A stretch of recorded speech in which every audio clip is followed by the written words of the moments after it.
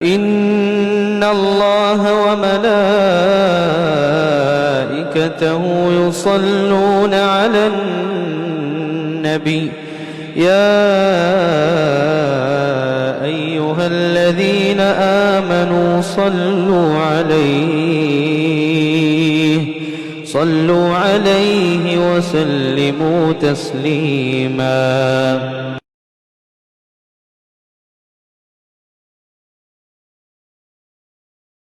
کریں کہ ہماری کھوئی ہوئی عزت لوٹ جائے جو مقام اللہ تعالیٰ نے ہمیں دیا تھا، اللہ تعالیٰ نے دنیا میں جو عروج ہمیں دیا تھا وہ دوبارہ ہمیں کیسے ملے گا، اور ہم نے کون سی ایسی غلطی کی ہے، کون سا ایسا گناہ کیا ہے کہ آج ہمیں یہ دن دیکھنے پڑ رہے ہیں۔ ہمارے عروج کے اسباب کیا ہیں، ہمارے زوال کے اسباب کیا ہیں، اس پر میں تھوڑی سی روشنی ڈالوں گا۔ جو کل پوری دنیا پر راج کرتے تھے، آج پوری دنیا میں اور ہمارے ملک میں بھی آج ڈرے ہوئے ہیں، سہمے ہوئے ہیں۔ ابھی ملک کے حالات کیا ہیں؟ 30 سال پہلے کشمیر میں کوئی واقعہ ہوا، ایک فلم بنائی گئی اور اس فلم کے اندر یہ دکھایا گیا کہ کشمیر میں ایک خاص مذہب کے لوگوں نے دوسرے مذہب کے لوگوں کو مارا، کاٹا، ان کی عورتوں کی عزت کو لوٹا،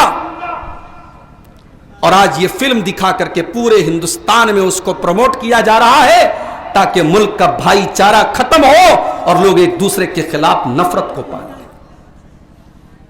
بڑی حیرت ہوگی آپ کو، ہمارے غیر مسلم بھائیوں کا تہوار آیا ہولی، ہمارے بڑے سیکولر مسلمان بھائی وہ فیس بک کے اوپر، انسٹاگرام کے اوپر اپنے ہندو بھائیوں کو ہولی کی مبارکباد دے رہے ہیں۔ میں بڑی صاف بات کرتا ہوں، بھائی چارہ، پریم، سوہارد، دوستی، سمبند، تعلق اپنی جگہ ہے، اور مذہب، عقیدہ، آستھا اپنی جگہ ہے۔ ہم توحید والے ہیں اور ہم شرک کو برداشت نہیں کر سکتے۔ ہمارے رب کی نظر میں سب سے بڑا پاپ شرک ہے، اور ہمارا غیر مسلم بھائی اپنے تہوار پر شرک کرتا ہے، اور شرک کی مبارکباد نہیں دی جاتی ہے، شرک سے روکا جاتا ہے۔ میرے بھائی روک نہیں۔ الحمدللہ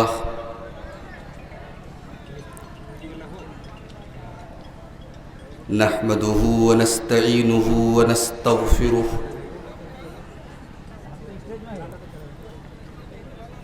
ونعوذ بالله من شرور أنفسنا ومن سيئات أعمالنا، من يهده الله فلا مضل له ومن يضلل فلا هادي له،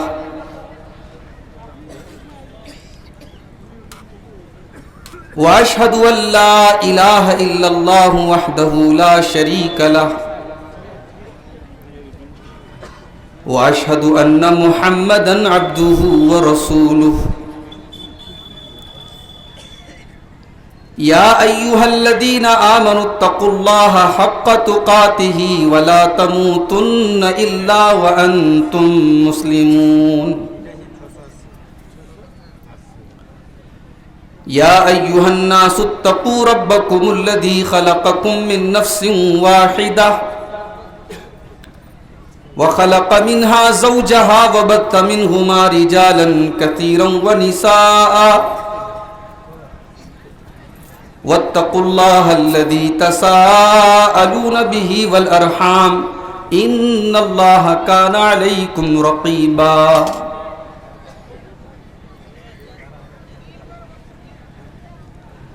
يا أيها الذين آمنوا اتقوا الله وقولوا قولا سديدا يصلح لكم أعمالكم ويغفر لكم ذنوبكم، ومن يطع الله ورسوله فقد فاز فوزا عظيما۔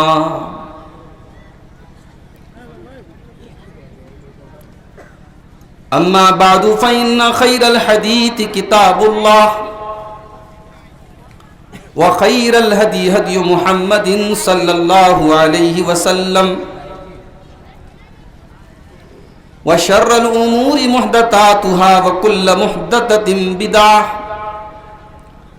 وكل بدعة ضلالة وكل ضلالة في النار. أعوذ بالله من الشيطان الرجيم. بسم الله الرحمن الرحيم. إن الله لا يغير ما بقوم حتى يغيروا ما بأنفسهم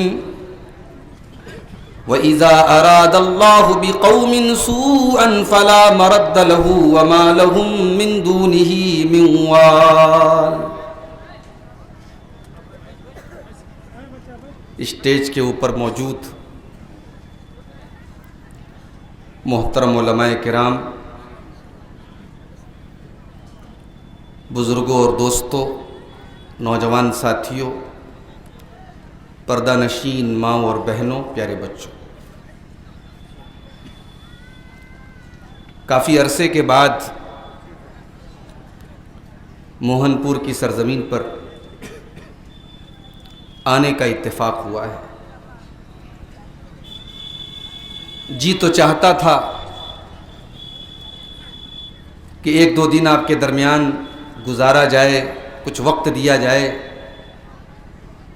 لیکن زندگی میرے بھائیوں انسان کی جیسے جیسے آگے بڑھتی ہے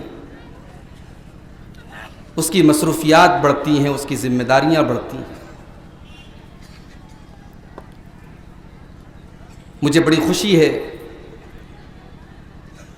کہ یہ آج کا پروگرام جامعہ نجم الہدیٰ، جو آپ کے اس علاقے کا بڑا اہم ادارہ ہے، اس ادارے کی ترقی کے لیے، اس کے تعاون کے لیے آج کا یہ پروگرام منعقد ہوا اور مجھے آپ کے سامنے حاضر ہونے کا موقع ملا ہے. رات کے تقریباً 12:15 بج رہے ہیں. میرے پاس آپ کے سامنے گفتگو کرنے کے لیے صرف 50 منٹ کا وقت ہے. بڑے اہم موضوع پر کچھ بنیادی باتیں، کچھ اہم باتیں آپ کے سامنے رکھ کر کے میں انشاءاللہ آپ سے اجازت لے لوں گا. قرآن کریم کی سورہ رعد کی آیت نمبر 11 میں نے آپ کے سامنے تلاوت کی ہے خطبہ مسنونہ کے بعد. قرآن کی یہ آیت عروج و زوال کی داستان بتاتی ہے. دنیا کی کوئی قوم عروج کیوں پاتی ہے اور زوال کیوں پاتی ہے؟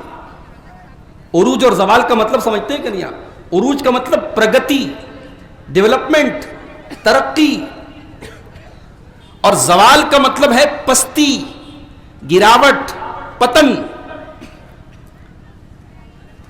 کوئی بھی قوم ترقی کیوں کرتی ہے اور کوئی قوم ترقی سے پھر نیچے کیوں گرتی ہے، قرآن کی یہ آیت ایک اصول بتاتی ہے، ایک قاعدہ بتاتی ہے.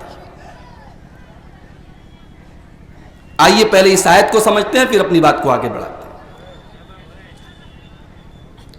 ان اللہ لا یغیر ما بقوم حتی یغیروا ما بانفسہم. اللہ تبارک و تعالیٰ کسی قوم کے حالات کو، اس کی پرستھتیوں کو، اس کی سچویشن کو نہیں بدلتا ہے جب تک وہ قوم اپنے کرتوتوں کو نہ بدل لے، اپنے کاموں کو نہ بدل لے، اپنے کردار کو نہ بدل لے، تب تک اللہ تعالیٰ کسی قوم کے حالات کو نہیں بدلتا. آپ چین سے رہیں، آپ سکھ کے ساتھ رہیں، خوشی کے ساتھ رہیں، اللہ کی نعمتوں کا فائدہ اٹھائیں. اللہ تعالیٰ آپ کو کبھی ان نعمتوں سے محروم نہیں کرے گا. آپ کے سکھ کو اللہ تعالیٰ کبھی دکھ کے ذریعے نہیں بدلے گا. آپ کے اوپر مصیبتیں نہیں آئیں گی حتی یغیروا ما بانفسہم، جب تک آپ اپنی حرکتیں نہ بدل لیں. آپ اللہ کی نافرمانیاں کرنے لگیں گے، آپ اللہ کی نعمتوں کی ناشکری کرنے لگیں گے، آپ گناہ کے کام کرنے لگیں گے، تب اللہ تعالیٰ آپ کی پرستھتیوں کو تبدیل کر دے گا. اور آیت کریمہ کا ذرا اگلا ٹکڑا دیکھیے. وَإِذَا أَرَادَ اللَّهُ بِقَوْمٍ سُوءًا فَلَا مَرَدَّ لَهُ اللہ تبارک و تعالی جب کسی قوم کو بگاڑنا چاہے، تباہ کرنا چاہے، برباد کرنا چاہے، فلا مرد لہ، تو دنیا کی کوئی طاقت اس کو بچا نہیں سکتی ہے، وما لہم من دونہ من وال، اور اللہ کے علاوہ کوئی اس کو بچانے والا، کوئی اس کی ہیلپ کرنے والا، کوئی اس کی سہایتا کرنے والا نہیں ہے۔ مسلمان دنیا میں سپر پاور تھے بھائی، دنیا کے 3 حصے اگر کر دو تو 2 حصے پر مسلمانوں کی حکومت تھی۔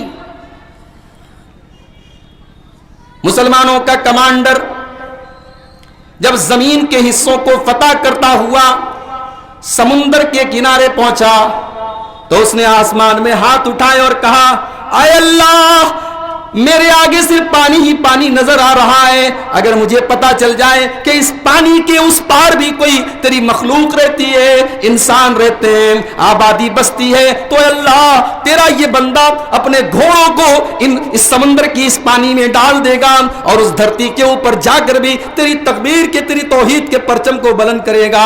اسی چیز کو علامہ اقبال نے اپنی شاعری میں کہا تھا، دشت تو دشت ہیں، دریا بھی نہ چھوڑے ہم نے، بحر ظلمات میں دوڑا دیے کھوڑے۔ کبھی ہمارا یہ پاور تھا، کبھی ہمارا یہ پاور تھا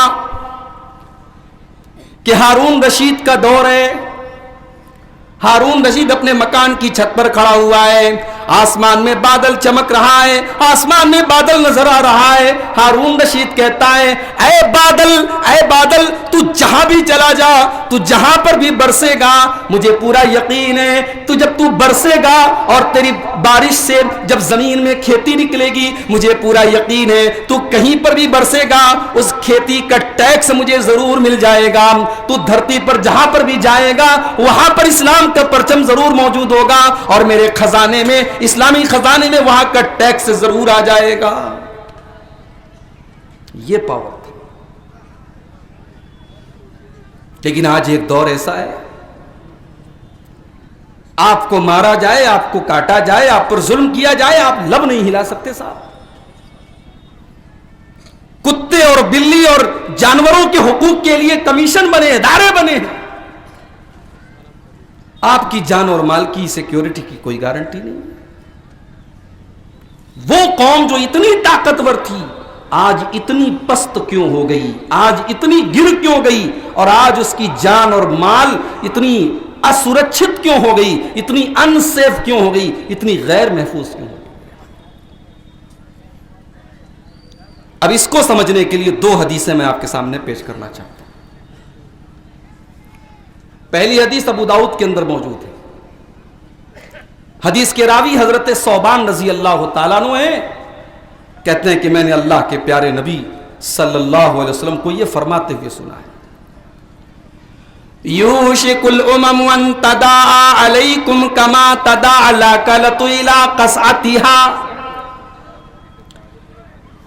اللہ کے نبی اپنے صحابہ سے کہہ رہے ہیں، اے میرے صحابہ، وہ دور بہت قریب ہے، وہ دور بہت جلدی آنے والا ہے جب دنیا کی ساری قومیں تم پر ٹوٹ پڑیں گی، جس طریقے سے دسترخوان لگا ہوا ہو، لوگ باری باری آ کر کے دسترخوان پہ کھانا کھا رہے ہو، تم کو مارنے کے لیے، تمہیں توڑنے کے لیے، تمہیں ذلیل کرنے کے لیے کمپٹیشن ہو جائے گا، مقابلہ ہو جائے گا، دنیا کی ساری قومیں تم پر ٹوٹ پڑیں گی۔ صحابہ نے پوچھا، امن قلت نہ ہو یا رسول اللہ، اے اللہ کے رسول، کیا اس دور میں ہماری تعداد کم ہوگی؟ کہا نہیں، تعداد تو بہت ہوگی، تعداد میں تم کم نہیں رہو گے، تمہاری سنکھیا کم نہیں رہے گی، وَلَكِنَّكُمْ غُثَاءٌ كَغُثَاءِ السَّيْلِ، لیکن تم سیلاب کے اوپر جو جھاگ ہوتا ہے، سیلاب پانی کے اوپر جو جھاگ ہوتا ہے، جو بلبلہ ہوتا ہے، تم اس بلبلے کی طرح ہو جاؤ۔ اللہ تعالیٰ دشمنوں کے دلوں سے تمہارا بھے ختم کر دے گا، تمہاری ہیبت ختم کر دے گا، اور تمہارے دلوں میں اللہ تعالیٰ وہن ڈال دے گا، کمزوری ڈال دے گا۔ صحابہ نے پوچھا، اے اللہ کے نبی، ہمارے دلوں میں اللہ تعالیٰ کون سی کمزوری ڈال دے گا؟ فرمایا، حب الدنیا و کراہیت الموت، تمہیں دنیا سے محبت ہو جائے گی، تمہیں دنیا سے محبت ہو جائے گی اور موت سے تم کو کراہیت ہوگی، موت کو تم ناپسند کرو گے، تمہیں زندگی پیاری ہو جائے گی، تمہیں دنیا پیاری ہو جائے گی۔ آج مسلمان بیاج پر قرضہ لے رہا ہے اور دے رہا ہے، کیوں بھائی؟ مسلمان جوا کھیل رہا ہے، کیوں؟ مسلمان شراب پی رہا ہے، کیوں؟ مسلمان حرام کا لقمہ اپنے پیٹ میں ڈال رہا ہے، کیوں؟ کیونکہ حب الدنیا و کراہیت الموت، دنیا کی محبت اس کے دل میں بس چکی ہے میرے بھائی۔ جس نبی کا ہم نے کلمہ پڑھا، جس نبی کا ہم نے کلمہ پڑھا، اس نبی نے دنیا میں زندگی گزاری مگر دنیا سے محبت نہیں کی۔ اللہ کے نبی ایک معمولی سی چٹائی پر لیٹے ہوئے ہیں، آپ کی پیٹھ کے اوپر چٹائی کے نشان پڑ جاتے ہیں، صحابہ کہتے ہیں اللہ کے نبی قیصر و کسریٰ تو آرام دہ گدوں اور بستروں پر سوئیں اور اللہ کا آخری نبی ایک معمولی سی چٹائی پر لیٹے، اے اللہ کے نبی یہ منظر ہم سے دیکھا نہیں جاتا ہے، لَوِ اتَّخَذْنَا لَكَ وِطَاءً، اے اللہ کے نبی آپ حکم دے دیں ہم آپ کے لیے گدے کا انتظام کر دیں، بستر کا انتظام کر دیں۔ نبی کا جواب سنو میرے بھائی، بڑا پیارا جواب دیا اللہ کے نبی، فرمایا اے میرے صحابہ مالی وللدنیا، میرا دنیا سے کیا تعلق ہے، میرا دنیا سے کیا سمبند ہے، ما انا الا کراکب استظل تحت شجرۃ ثم راح فترکها، میں تو دنیا میں ایک مسافر کی طرح آیا ہوں، ایک مسافر کسی پیڑ کے نیچے تھوڑی دیر آرام کرتا ہے، تھوڑی دیر تک سستاتا ہے، پھر اپنی منزل کی طرف چلا جاتا ہے۔ یہ دنیا میری منزل نہیں ہے، یہ میرا سورس، میرا ڈیسٹینیشن نہیں ہے، یہ دنیا میری منزل نہیں ہے، یہ دنیا تو میرا وقتی آرام کرنے کی جگہ ہے، میں تھوڑی دیر آرام کروں گا، میری اصل منزل آخرت ہے، اس لیے اے میرے صحابہ میں جیسا ہوں مجھے ویسا رہنے دو۔ تو نبی نے فرمایا دو چیزیں تمہارے اندر پیدا ہو جائیں، حب الدنیا و کراہیت الموت۔ ایک اور حدیث سنیے، یہ بھی ابو داؤد کے اندر موجود ہے، اللہ کے پیارے نبی فرماتے ہیں اذا تبایعتم بالعینا، مسلمانوں ایک دور ایسا آئے گا جب تم اینا کی تجارت کرو گے۔ یہ اینا کیا ہوتا ہے؟ علماء کہتے ہیں کہ اینا ایک قسم کا فراڈ تھا، ایک قسم کی تجارت تھی جس میں فراڈ ہوتا تھا، دھوکہ ہوتا تھا۔ اللہ کے نبی نے فرمایا ایک ایسا دور آئے گا کہ مسلمان فراڈ کرے گا، مسلمان بے ایمانی کرے گا، مسلمان تجارت کے اندر دھوکہ دڑی کرے گا۔ آج آپ دیکھ لیں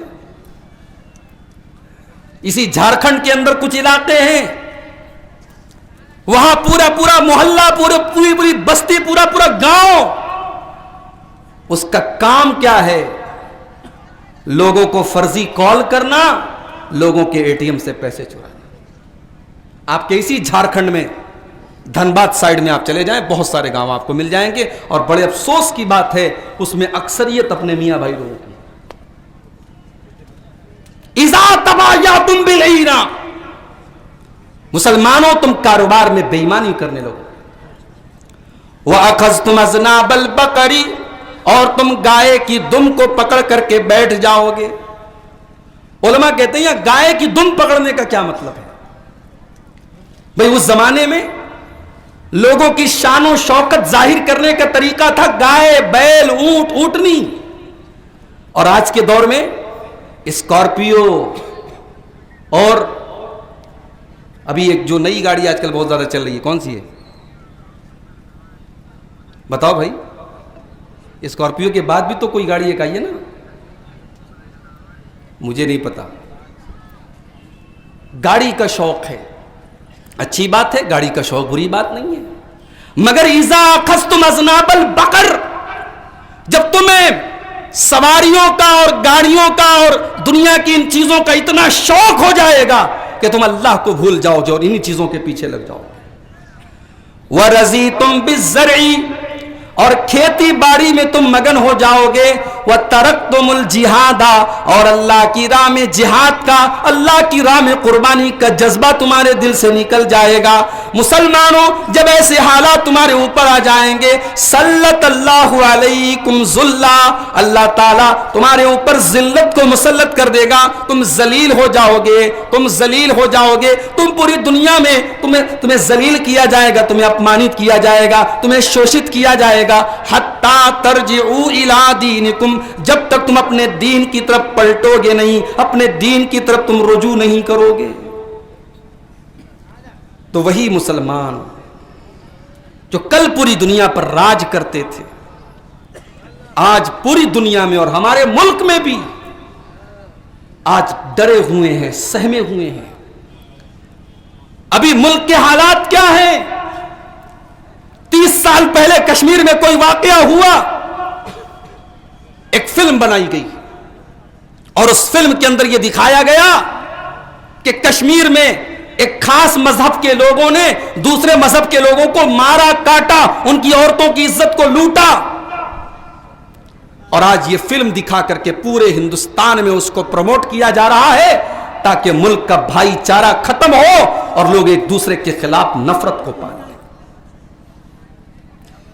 اگر یہی ہونا ہے تو آپ کے بہار میں بھاگلپور میں 1989 میں بہت بڑا دنگا ہوا تھا، سینکڑوں مسلمانوں کو مار کر کے کھیتوں میں دبا دیا گیا اور ان کے جسموں کے اوپر گوبھی اگا دی گئی۔ ہمارے اتر پردیش میں میرٹھ کے ہاشم پورہ میں سینکڑوں مسلمانوں کو پی ایس سی نے بھون کر کے ان کی لاشوں کو نہر میں بہا دیا۔ 2002 میں گجرات میں ہزاروں مسلمان مارے گئے، پریگننٹ عورتوں کے پیٹ میں نیزہ مار کر بچے کو نکال کے ہوا میں لہرایا گیا۔ اگر گھٹناؤں پر فلمیں بننی چاہیے میرے بھائیوں تو 2002 کی گھٹناؤں پر بھی فلمیں بننی چاہیے۔ اگر پیچھے کے دور میں کس نے کس کو مارا، اگر اس کو دکھا کر کے نفرت پیدا کرنی ہے تو پھر بہت سارے واقعات ہندوستان کی تاریخ میں ہوئے۔ نفرت کی بنیاد پر دیش ترقی نہیں کر سکتا، نفرت کی بنیاد پر ملک ترقی نہیں کر سکتے۔ آج اگر کچھ لوگ اپنی سیاست کے لیے ہندو مسلم کو لڑانا چاہتے ہیں، ان کے دلوں میں ایک دوسرے کے خلاف دویش اور نفرت پھیلانا چاہتے ہیں، وہ یہ بات نوٹ کر لیں، یاد کر لیں، اس سے دیش کا کچھ بھلا ہونے والا نہیں ہے، اس سے سوائے نقصان کے کچھ حاصل ہونے والا نہیں۔ ہم نے ہر ظلم کو کنڈیم کیا ہے۔ اگر 30 سال پہلے کشمیر میں ہمارے پنڈت بھائیوں، ہندو بھائیوں پر ظلم ہوا تو غلط تھا اور غلط ہے اور غلط رہے گا، ہم سپورٹ نہیں کر سکتے اس کا۔ لیکن جو 2002 میں ہوا وہ بھی غلط تھا، جو 1989 میں ہوا وہ بھی غلط تھا، جو میرٹھ میں ہوا وہ بھی غلط تھا۔ انسان کا خون ایک انسان بہائے، انسان پر انسان ظلم کرے، یہ انیائے ہے، اسلام اس کی اجازت نہیں دیتا۔ اسلام کی تعلیم تو یہ ہے من قتل نفسا بغیر نفس او فساد فی الارض فکأنما قتل الناس جميعا، ایک منشیہ کی ہتیا کرنے والا، ایک نردوش کو قتل کرنے والا پوری مانوتا کا، پوری انسانیت کا قاتل ہے۔ ومن احیاها فکأنما احیا الناس جميعا، اور ایک انسان کی جان بچانے والا پوری انسانیت کی جان بچانے والا ہے۔ ہم نے تو اس نبی کا کلمہ پڑھا ہے، اللہ کے نبی 10,000 صحابہ کرام کو لے کر کے مکہ میں داخل ہو رہے ہیں۔ آج مکہ میں سارے لوگوں کے سر جھکے ہوئے ہیں۔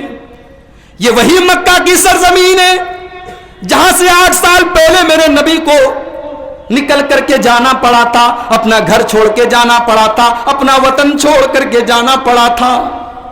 آج 8 سال کے بعد میرے نبی بڑی فاتحانہ شان کے ساتھ، بڑی عزت و مقام کے ساتھ 10,000 صحابہ کرام کے ساتھ آ رہے ہیں۔ نبی کا ایک اشارہ ہو جائے پورے مکہ میں قتل عام ہو جائے گا، نبی کا ایک اشارہ ہو جائے مکہ کی گلیوں میں خون کی ندیاں بہہ جائیں گی۔ اللہ کے نبی مکہ میں داخل ہو رہے ہیں اور ہائے ہائے آج روس حملہ کر رہا ہے یوکرین کے اوپر۔ آج ابھی میں نے نیوز پڑھی آج ابھی میں نے نیوز پڑھی، مسجدوں پر بھی حملہ ہو رہا ہے، اسپتالوں پر بھی حملہ ہو رہا ہے۔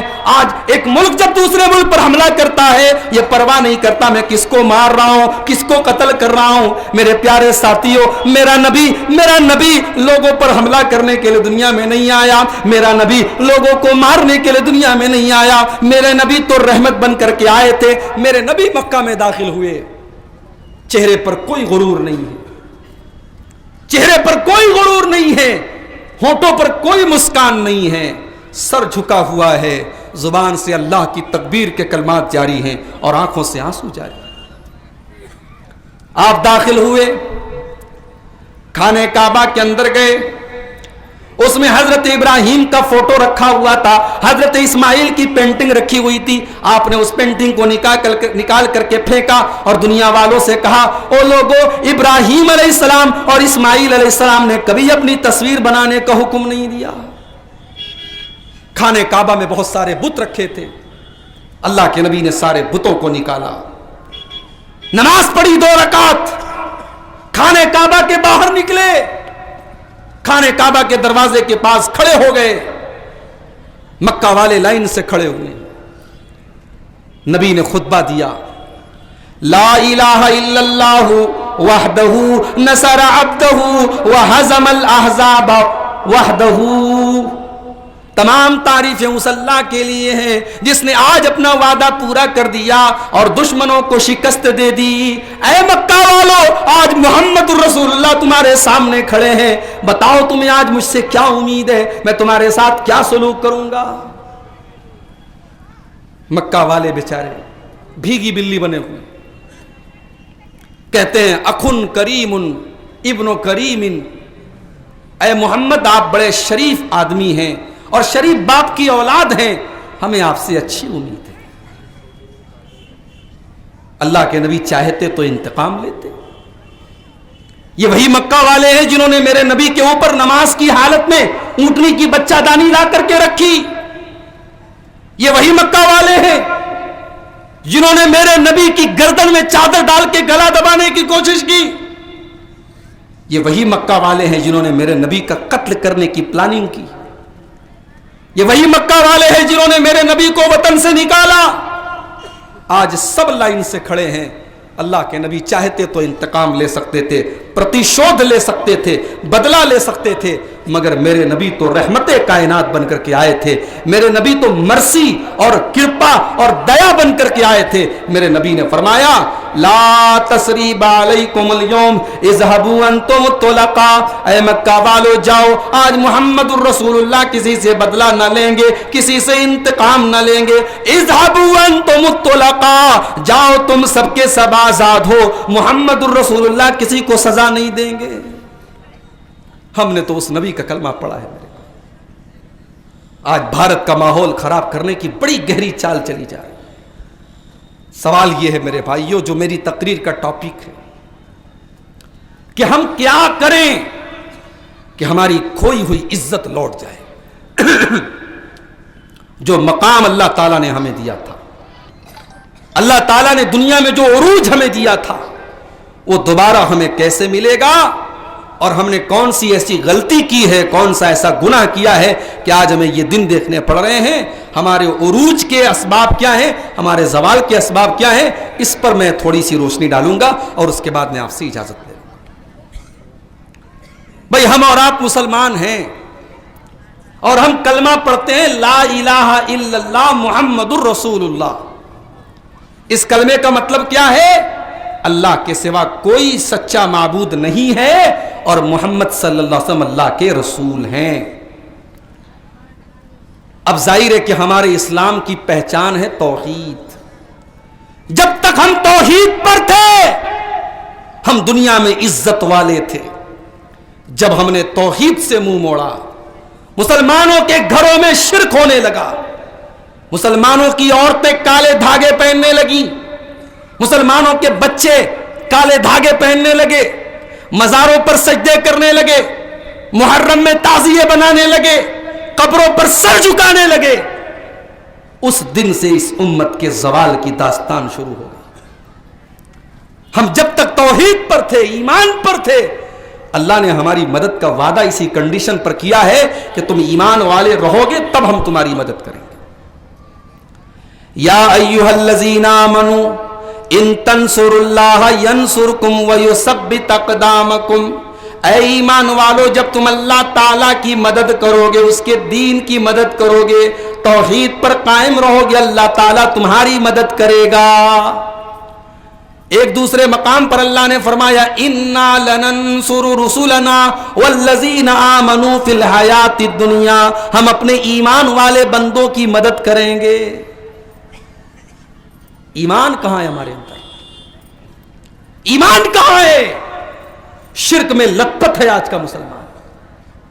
اور مجھے یہاں تک پتا چلا ہے کہ موہن پور کے اور ہرن پور کے بعض علاقوں میں ابھی بھی محرم منایا جا رہا ہے. نام نہاد ہم اہل حدیث ہیں, قرآن حدیث پر چلنے والے ہیں, لیکن ابھی بھی کچھ لوگ ہیں کہ صاحب ہمارے باپ دادا کرتے چلے آئے, ہم کر رہے ہیں. آج کی رات 15 شعبان کی رات ہمارے بہت سارے مسلمان بھائی شب برات کے نام سے منا رہے ہیں.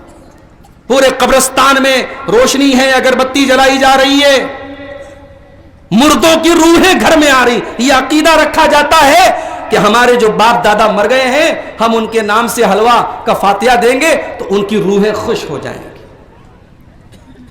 یہ عقیدہ اسلام کا عقیدہ نہیں ہے. ہمارے یہاں مر گیا جو ایک انسان, پھر اس کی روح دوبارہ ہمارے پاس نہیں آ سکتی. ہمارے یہاں بھوت پریت کا سسٹم نہیں ہے, ہمارے یہاں آتما کا سسٹم نہیں ہے. مر گیا انسان, اب اس کی روح چلی گئی اس کے ساتھ, اب روح لوٹ کر کے آنے والی نہیں ہے. اسی لیے اللہ تعالیٰ نے قرآن کے 18ویں پارے میں کہا حَتَّى إِذَا جَاءَ أَحَدَهُمُ الْمَوْتُ قَالَ رَبِّ ارْجِعُونِ. جب کسی کی موت کا ٹائم آتا ہے انسان فرشتے سے کہتا ہے کہ میرے رب سے جا کر کے کہہ دو ایک مرتبہ مجھے دنیا میں دوبارہ لوٹا دے. رب ارجعون, اے اللہ مجھے ایک بار تو دوبارہ دنیا میں جانے کا موقع دے دے. لعلی اعمل صالحا, اے اللہ میں وعدہ کرتا ہوں میں اپنی بھول کو سدھار دوں گا, میں نیک عمل کروں گا, میں تجھے راضی کرنے والا عمل کروں گا. اللہ فرمائے گا کلا انہا کلمۃ ہوا قائلھا. میرے بندے ایسا نہیں ہو سکتا, جب تو ایک بار مر گیا تیری روح تیرے بدن سے تیرے شریر سے نکل گئی, اب روح دوبارہ لوٹ کر کے جانے والی نہیں ہے. آج مسلمان یہ سب کر رہا ہے, مردوں کے نام پر حلوہ بنا رہا ہے. زندوں کو کھانے کو نصیب نہیں ہو رہا ہے, مردوں کے لیے حلوہ بن رہا ہے. زندوں کو کپڑا نہیں مل رہا ہے, کتنے غریب اور یتیم بچے ہیں بیچارے ان کے پاس ڈھنگ کے کپڑے نہیں ہیں, اور آج مزاروں پر لاکھوں کی چادریں چڑھائی جا رہی ہیں. تو توحید میرے بھائیوں, ہم جب تک توحید پر تھے اللہ نے ہماری مدد کی, ہم دنیا میں سرخرو رہے, عزت والے رہے. جب ہم توحید سے ہٹے اللہ نے ہمیں ذلیل و رسوا کر دیا.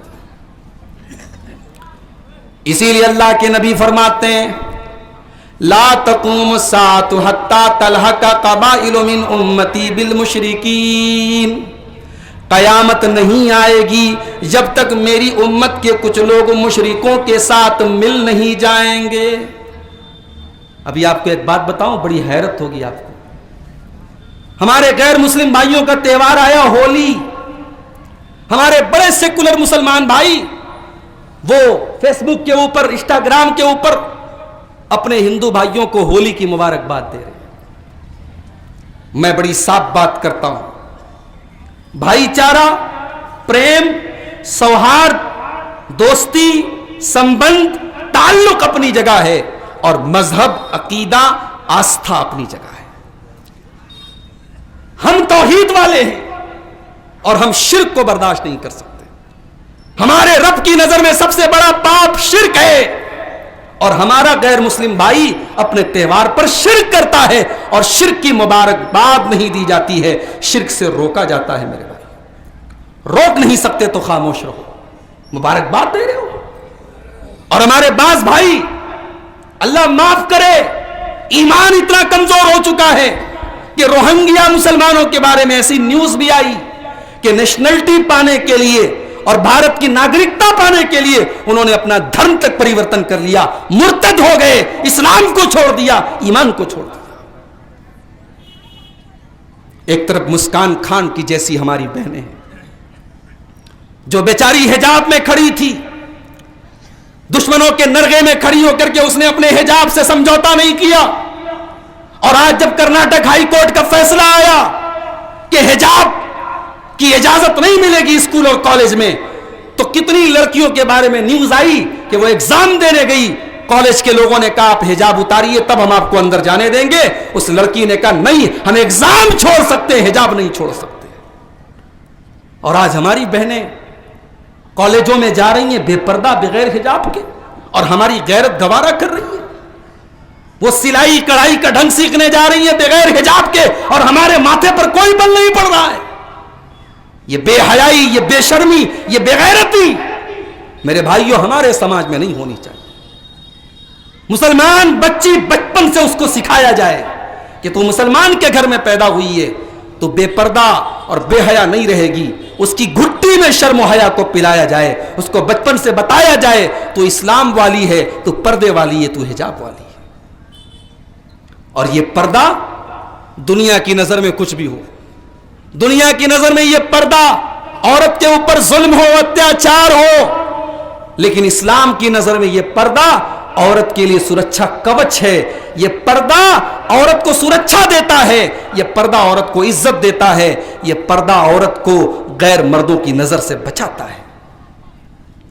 اسی لیے اللہ تعالیٰ نے قرآن میں اپنے نبی سے فرمایا یا ایھا النبی قل لازواجک وبناتک ونساء المؤمنین, اے نبی اپنی بیویوں سے بھی کہہ دو, اپنی بیٹیوں سے بھی کہہ دو, اور تمام مومنہ عورتوں سے کہہ دو یدنینا علیہن من جلابیبہن, جب وہ اپنے گھر سے نکلا کریں تو اپنے اوپر چادر ڈال لیں, اپنے اوپر جلباب ڈال لیں. وہ حجاب میں نکلا کریں, وہ چادر میں نکلا کریں.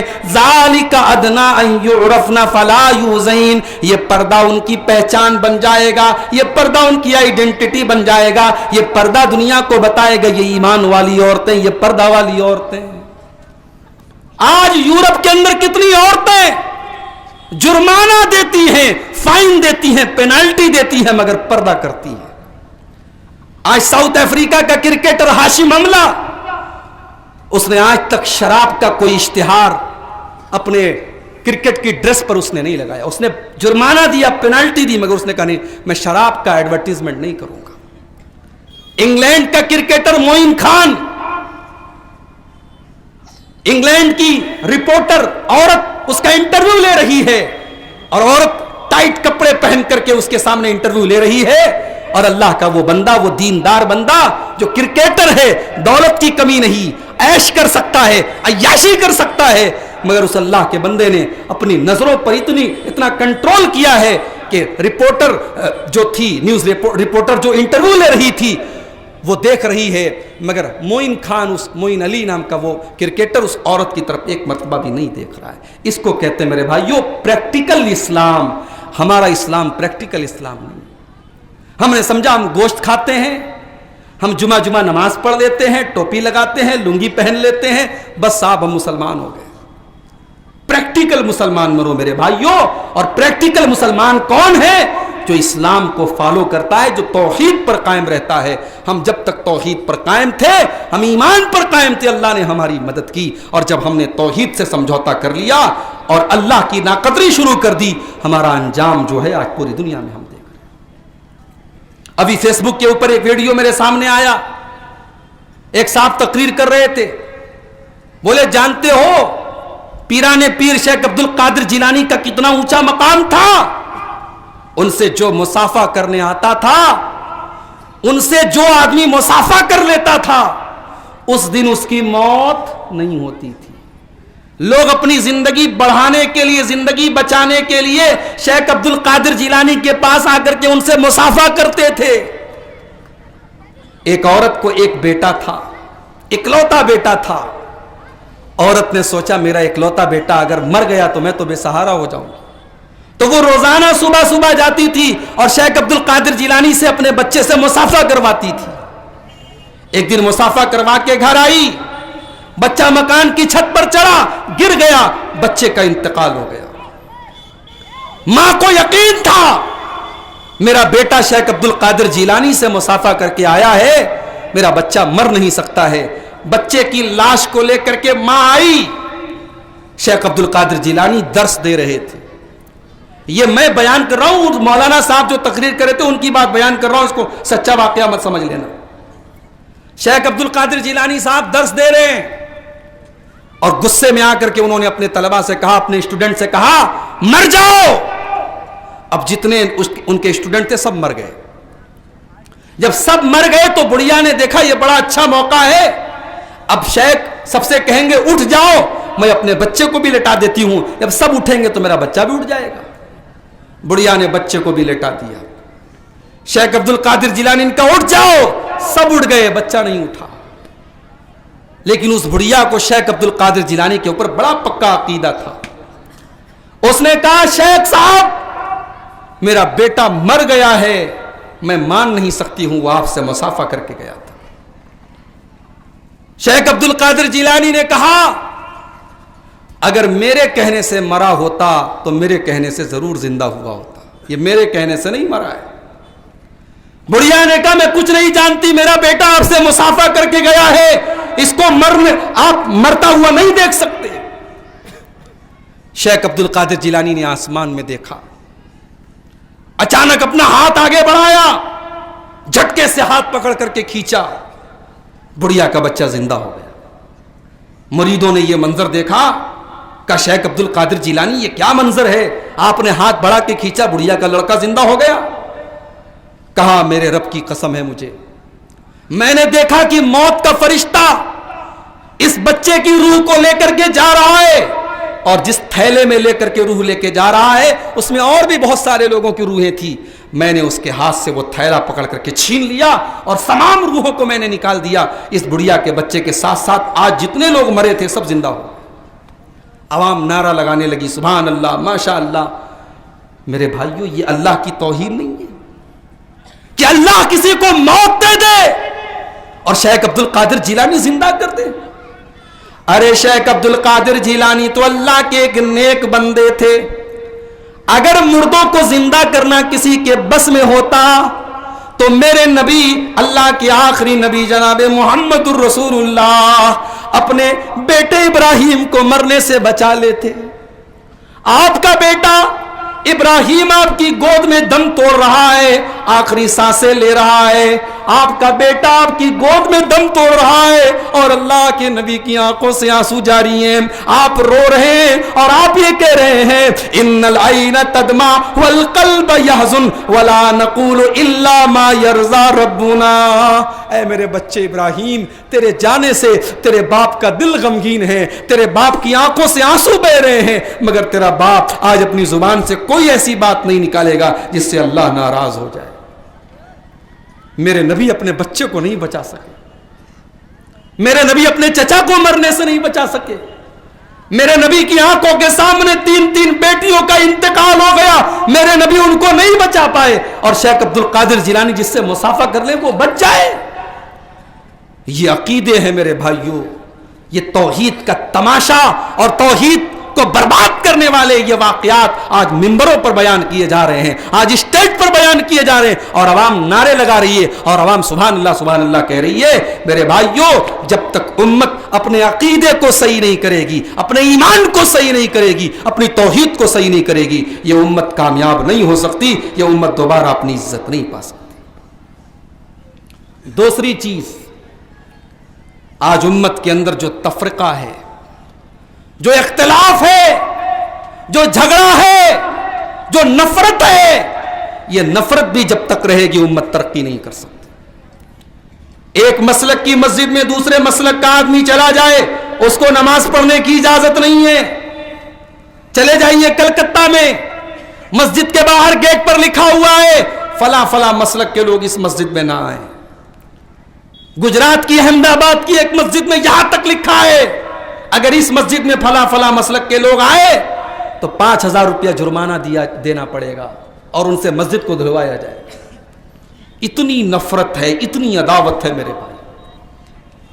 ایک مسلک کے انسان کا انتقال ہو گیا, دوسرے مسلک کے مولوی صاحب نے جنازہ پڑھا دیا, مفتی صاحب کا فتویٰ آ گیا, جنازہ پڑھانے والا چونکہ کافر ہے اور اس نے جنازے کی نماز پڑھا دی ہے، اس لیے جتنے لوگوں نے جنازے کی نماز پڑھی ہے سب کافر ہو گئے اور سب کی بیویوں سے ان کے نکاح ٹوٹ گئے۔ فرقہ بندی ہے کہیں اور کہیں ذاتیں ہیں، کیا زمانے میں پنپنے کی یہی باتیں؟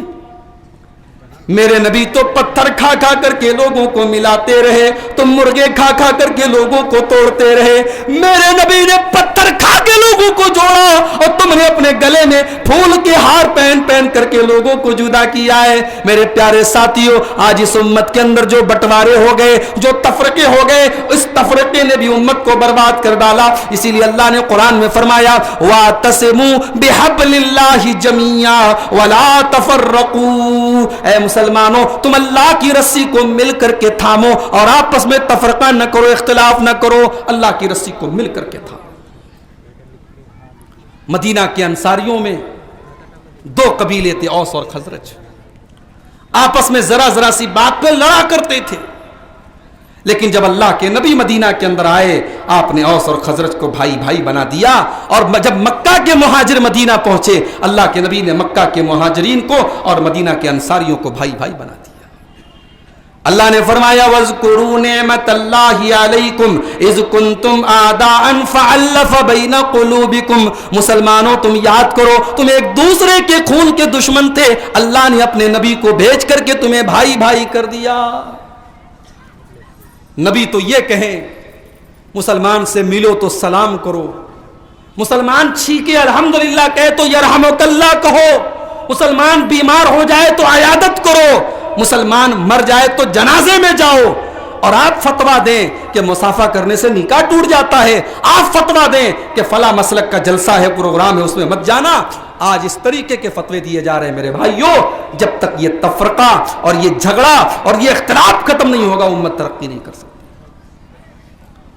تیسری چیز، امت کی بربادی کی تیسری وجہ، ہم نے قرآن کو چھوڑ دیا۔ قرآن ہم چومتے ہیں، احترام کرتے ہیں، مدرسوں میں پڑھایا بھی جاتا ہے، مگر یہ قرآن اس کو سمجھنے کی کوشش نہیں کی جاتی۔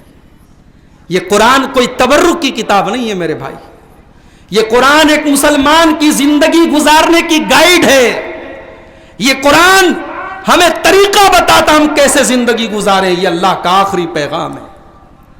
موبائل پر ہمارے کسی دوست کا واٹس ایپ آ جائے اور 2 دن تک ہم واٹس ایپ پر میسج نہ دیکھیں، ہمارا دوست ناراض ہو جائے گا، ہمیں فون کر کے کہے گا عبدالغفار صاحب بہت بڑے آدمی ہو گئے تم، میں نے میسج کیا تم نے واٹس ایپ پر میسج نہیں دیکھا ہمارا۔ قرآن ہمارے رب کا میسج ہے میرے بھائی، قرآن ہمارے رب کا پیغام ہے۔ اور کتنے افسوس کی بات ہے کہ ہم واٹس ایپ تو دن بھر میں 50 بار کھولتے ہیں، فیس بک تو 100 بار کھولتے ہیں، انسٹاگرام تو 1000 بار کھولتے ہیں، دن رات ہم موبائل چلاتے ہیں، مگر اس قرآن کو ہم کتنی بار اٹھاتے ہیں؟ یہ قرآن تو وہ کتاب ہے کہ اس کو سن کر کے ڈاکو ایمان لے آیا۔ فضیل ابن عیاض اپنے دور کا بہت بڑا ڈاکو تھا، ایک مکان کی چھت پہ کودا ڈاکہ ڈالنے کے لیے، کسی کے کمرے سے آواز آئی الم یان للذین آمنوا ان تخشع قلوبہم لذکر اللہ، کیا ایمان والوں کے لیے ابھی وہ سمے نہیں آیا کہ ان کے دل اللہ کا کلام سن کر کے پگھل جائیں؟ فضیل ابن عیاض کے کانوں میں قرآن کی آیت پڑی، کہا اے اللہ، ایک تیرا وہ بندہ ہے جو اپنے کمرے میں بیٹھ کر قرآن پڑھ رہا ہے، اور ایک تیرا یہ بندہ ہے جو رات کے سناٹے میں چوری کر رہا ہے، ڈاکہ ڈال رہا ہے، لوگوں کی عزت پر حملہ کر رہا ہے۔ اے اللہ، تو سوال کر رہا ہے نا کہ کیا ایمان والوں کے لیے ابھی وہ وقت آیا کہ نہیں آیا؟ اے اللہ میرا جواب سن لے، وہ وقت آ گیا ہے، اور اب تیرا یہ بندہ یہ ڈاکہ ڈالنے سے، چوری کرنے سے، زنا کرنے سے، حرام کام کرنے سے سچی توبہ کرتا ہے، اور دنیا نے دیکھا کہ فضیل ابن عیاض اپنے دور کے سب سے نیک لوگوں میں شامل ہو گئے۔ قرآن وہی ہے میرے بھائی، قرآن کا اثر بھی وہی ہے، مگر اس قرآن کو ہم نے پڑھنا چھوڑ دیا، اس کو سننا چھوڑ دیا۔ تراویح کی نماز ہوتی ہے، حافظ صاحب قرآن پڑھ رہے ہیں، پیچھے ہم قرآن سن رہے ہیں، مگر چونکہ ہم قرآن کو کبھی سمجھنے کی کوشش نہیں کرتے، اس لیے ہمارے دل میں یہ خیال آتا ہے جلدی سے حافظ صاحب رکوع کریں، جلدی سے تراویح ختم ہو اور ہم گھر چلے جائیں۔ تو قرآن کے ساتھ ہمارا جو سلوک ہے میرے بھائیوں، بڑا ہی افسوسناک سلوک ہے۔ اسی لیے اللہ کے رسول کل قیامت کے دن اللہ کی بارگاہ میں شکایت کریں گے، وقال الرسول یا ربی ان قوم اتخذوا هذا القرآن مہجورا۔ قیامت کے دن اللہ کے رسول کہیں گے کہ اے اللہ، میری قوم نے قرآن کو چھوڑ دیا تھا، قرآن کو ہم نے چھوڑ دیا۔ جاؤ اپنے سینے پر ہاتھ رکھ کے سوچو اور غور کرو، ہم اس قرآن کو کتنا ٹائم دیتے ہیں۔ رمضان کے مہینے میں تھوڑا بہت قرآن پڑھ لیا جاتا ہے، باقی سال کے 11 مہینے کتنے گھر ایسے ہوتے جہاں قرآن کوئی پڑھنے والا نہیں ہے۔ مسلمانوں کے گھروں میں پہلے عورتیں سویرے سویرے اٹھتی تھیں، فجر کی نماز پڑھ کر کے بوڑھی عورتیں مصلے پر قرآن پڑھتی تھی، پوتے پوتیاں اٹھتے تھے، دیکھتے تھے دادی قرآن پڑھ رہی ہیں، عورتیں اٹھ کر کے قرآن پڑھتی تھیں۔ اور آج مسلمان کے گھر میں صبح سویرے گانے کی آواز آتی ہے، مسلمان کار میں بیٹھا ہے وہاں گانا سن رہا ہے، بائک چلا رہا ہے وہاں گانا سن رہا ہے، قرآن سے دور ہے۔ میرے بھائیوں، یہ ہماری بربادی کی تیسری وجہ ہے۔ نمبر 4، ہماری بربادی کی چوتھی وجہ، ہمیں اللہ کی ذات پر بھروسہ ہے لیکن جتنا ہونا چاہیے اتنا نہیں ہے۔ ہم کہتے تو ہیں کہ اللہ کی ذات پر بھروسہ ہے، مگر ہم اپنے عمل سے یہ ظاہر کرتے ہیں کہ اللہ کی ذات پر جیسا بھروسہ ہونا چاہیے ویسا نہیں ہے۔ اتر پردیش میں چناؤ ہوا، بہار میں میرا پروگرام تھا، جہاں جا رہا ہوں الیکشن کا رزلٹ آنے کے پہلے شیخ صاحب کون جیتے گا کون ہارے گا، کس کی حکومت آئے گی، رزلٹ آ گئے، اب اس پر تبصرہ ہو رہا ہے فلاں کی حکومت کیوں نہیں آئی، فلاں کی کیوں آ گئی۔ وہ راحت اندوری کا ایک شعر ہے، اپنا مالک اپنا خالق افضل ہے، اپنا مالک اپنا خالق افضل ہے، آتی جاتی سرکاروں سے کیا لینا۔ یہ سرکاریں ہماری مالک نہیں ہیں میرے بھائی، ہم ان پر ایمان نہیں لائے، ہمارا ایمان اپنے رب کے اوپر ہے۔ ہم مسلمان ہیں اور ہمارا ایمان ہے کہ اگر ہمارے مقدر میں اللہ نے کوئی نقصان لکھ دیا ہے، دنیا کی کوئی طاقت ہمیں بچا نہیں سکتی، اور اللہ نے اگر کوئی نقصان نہیں لکھا ہے، دنیا کی ساری طاقتیں مل کر کے وہ نقصان ہمیں نہیں پہنچا سکتی۔ شرط یہ ہے ہم ایمان والے تو بنے، ہم توحید والے تو بنے۔ میرے نبی غار ثور میں ہیں، دشمن غار ثور کے بالکل قریب پہنچ گیا ہے، حضرت ابوبکر صدیق کہتے ہیں اے اللہ کے نبی، دشمن نے اگر ذرا سا نیچے دیکھ لیا ہم گرفتار ہو جائیں گے، ہم اریسٹ ہو جائیں گے، ہم پکڑ لیے جائیں گے۔ اللہ کے نبی فرماتے ہیں ما ظنک باثنین اللہ ثالثہما، اے ابو بکر تمہارا کیا خیال ہے، ہم صرف 2 نہیں ہیں، ہمارے ساتھ تیسرا بھی ہے، اللہ بھی ہے، ہمارے ساتھ اللہ کی مدد بھی ہے۔ اے ابو بکر ہمارا کوئی کچھ نہیں بگاڑ سکتا ہے۔ اللہ کی ذات پر بھروسہ رکھو میرے بھائی، توکل رکھو۔ اور جو لوگ اللہ کی ذات پر بھروسہ رکھتے ہیں وہ اپنے بچوں کے ماتھے پر کالا ٹیکا نہیں لگاتے، وہ بلی راستہ کاٹ دے تو راستے پہ گاڑی نہیں روکتے، وہ 3 13 23 تاریخ کو منحوس نہیں سمجھتے۔ آج مسلمان دنیا بھر کی بدعقیدگی میں مبتلا ہے۔ کتنی عورتیں ہیں بچے کی مالش کرنے کے بعد ماتھے پہ کالا ٹیکا لگا رہے، کیوں صاحب؟